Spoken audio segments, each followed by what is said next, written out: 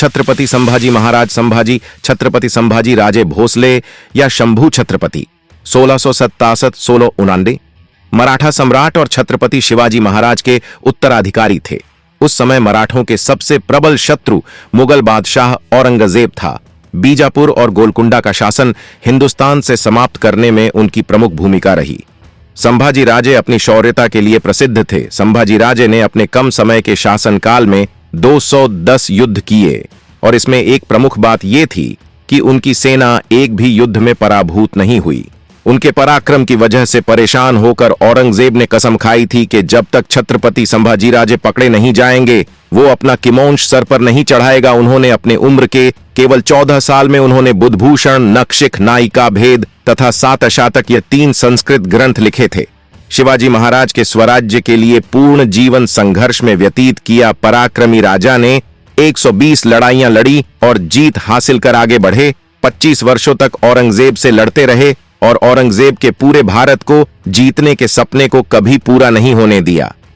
कहा जाता है कि औरंगजेब को महाराज शिवाजी और संभाजी राजे का भय जीवन भर था। इन्होंने मुगलों की गुलामी मंजूर नहीं की और उनसे लड़ते रहे। संभाजी की मृत्यु ने मराठा साम्राज्य का इतिहास बदल डाला। ये कहानी है वीर शिवाजी के सबसे बड़े पुत्र की संभाजी राजे भोंसले, छत्रपति शिवाजी महाराज के सबसे बड़े पुत्र। 14 मई 1637 में जन्मे संभाजी शिवाजी की पहली पत्नी साईबाई की संतान थे। संभाजी ने बचपन में ही अपनी मां को खो दिया था और शिवाजी की मां जीजाबाई ने ही उनकी देखभाल की। शिवाजी अक्सर राज्य के कामकाज से बाहर ही रहे और संभाजी दादी के साथ ही पले बढ़े।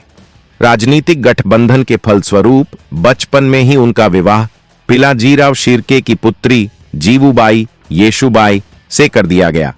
पिता के पास न रहने से संभाजी बहुत छोटी ही उम्र में राजनीतिक षड्यंत्रों का शिकार हुए। राजनीतिक समझौते के तहत उन्हें औरंगाबाद के दरबार में दरबारी भी बनना पड़ा। ध्यान रहे, औरंगाबाद उस समय तक मुगलों के पास ही था। एक कहानी जो हर आलोचक और प्रशंसकों ने कही है वो है उनकी मौत की कहानी। संभाजी की जिंदगी से जुड़ी हर कहानी और हर घटना विवादास्पद है, पर उनकी मौत गजब है। न जिंदगी का कोई एकमत नहीं, पर मौत ऐसी कि आलोचक भी कुछ बुरा न कह पाए। 1680 में रायगढ़ किले में शिवाजी के देहांत के बाद मराठा साम्राज्य दोबारा खतरे में आ गया था। मराठियों के सिर पर कोई साया नहीं था। राज सिंहासन भी पारिवारिक मतभेदों के कारण बिना राजा के विदेशियों की नजरों का शिकार बन गया था। शिवाजी के कई मंत्रियों ने सोयराबाई, संभाजी की सौतेली मां, से हाथ मिला लिया था। सोयराबाई ने अपने 10 साल के बेटे राजाराम को गद्दी पर बिठा दिया। संभाजी उस वक्त पन्हाला किले में थे। संभाजी को जब इस षड्यंत्र का पता चला तो उन्होंने सोयराबाई के भाई हंबीराव मोहिते से मदद मांगी। हंबीराव ने सोयराबाई का होने के बावजूद संभाजी का साथ दिया। संभाजी ने 20,000 सिपाहियों की फौज लेकर रायगढ़ के किले पर चढ़ाई की। रायगढ़ को बड़ी आसानी से जीतने के बाद उन्होंने अपनी सौतली मां सोयराबाई को कैद कर लिया। संभाजी के खिलाफ षड्यंत्र करने के अलावा सोयराबाई पर शिवाजी को जहर देने का भी आरोप था। कुछ दस्तावेजों के अनुसार संभाजी ने सोयराबाई को मरवाया था। वहीं कुछ दस्तावेजों के अनुसार सोयराबाई शिवाजी की मौत से हृदयघात से हुई थी। यूरोपियन दस्तावेजों के अनुसार संभाजी ने खुद सोयराबाई का अंतिम संस्कार किया था। सच तो इस देश की मिट्टी ही जानती है। 1681 में संभाजी ने खुद को छत्रपति घोषित कर दिया। औरंगजेब के बेटे शहजादे अकबर ने अपने पिता के खिलाफ विद्रोह कर दिया था।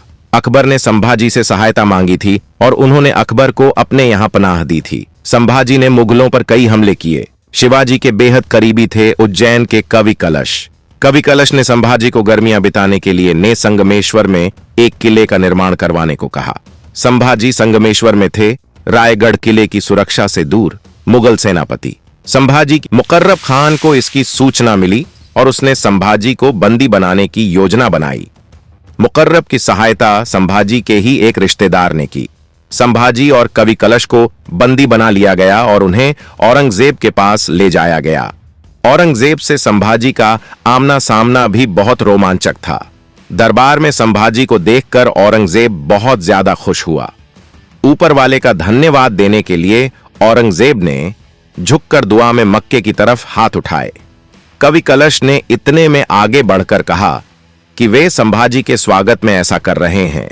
औरंगजेब ने गुस्से में संभाजी और कवि कलश को काल कोठरी में डाल दिया।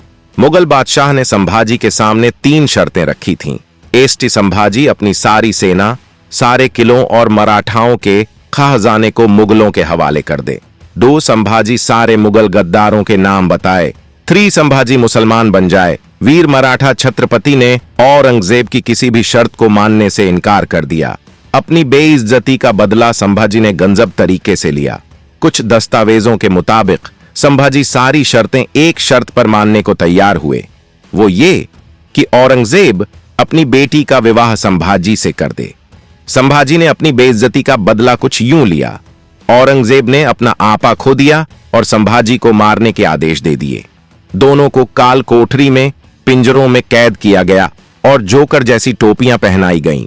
संभाजी और कवि कलश को बहरूपियों के कपड़े पहनाकर, ऊंटों से बांधकर पूरे नगर, पूरी सेना के सामने घुमाया गया। साथ ही सभी मुसलमानों से उन पर थूकने को कहा गया। संभाजी ने चुपचाप ये बेइज्जती बर्दाश्त की। कवि कलश संस्कृत के श्लोक पढ़ते हुए सब सहते रहे, अपने मित्र के साथ खड़े रहे। वो औरंगजेब ने एक बार फिर संभाजी से इस्माल कबूलने को कहा। संभाजी ने हिंदू धर्म की महानता की व्याख्या करते हुए औरंगजेब की बात मानने से मना कर दिया। औरंगजेब ने संभाजी के घावों पर नमक लगवाने की आदेश दिया। इतने में भी संभाजी हिंदू धर्म का गुणगान करते रहे। बादशाह ने संभाजी की जीभ काटकर उनके पैरों तले रखने के आदेश दिए और फिर उनकी जीभ एक कुत्ते के आगे फेंक दी गई। औरंगजेब ने संभाजी की आंखें निकलवाने के भी तात्कालिक आदेश दे डाले। औरंगजेब की हैवानियत यहीं पर नहीं रुकी। संभाजी को सबसे दर्दनाक मौत देने की पूरी योजना बनाई गई थी। संभाजी को कई यातनाएं दी गईं। एक एक कर धीरे धीरे उनके हाथ और पैर काटे गए, फिर उन्हें उसी अवस्था में छोड़ दिया गया। कुछ दिन बाद भी संभाजी में जान बाकी थी, तब संभाजी का सिर काटकर किले पर टांग दिया गया। कुछ मराठाओं ने संभाजी के शरीर को सिलकर उनका अंतिम संस्कार भीमा नदी के तट पर किया। संभाजी के मित्र कवि कलश को उन्हीं के जैसी दर्दनाक मौत दी गई। वीर शिवाजी का एक ही सपना था, स्वराज की स्थापना। यह सपना पूरा तो नहीं हो सका, पर संभाजी की शहादत के बाद सारे मराठी एक हो गए और साथ मिलकर मुगलों के खिलाफ लड़ते रहे। जिस खुली हवा में हम सांस ले रहे हैं, ये न जाने कितने वीर सपूतों के बलिदानों की देन है। सोच के ही कांप जाते हैं कि अगर आज भी हम किसी विदेशी के गुलाम होते तो। अपना इतिहास भूलते जा रहे हैं हम। वीर सपूतों के बलिदान की कहानी को भूलकर हम अपनी ही जिंदगियों में मशगूल रहते हैं। ये भूल जाते हैं कि किसी ने अपना आज दिया था हमारे आज को बनाने के लिए।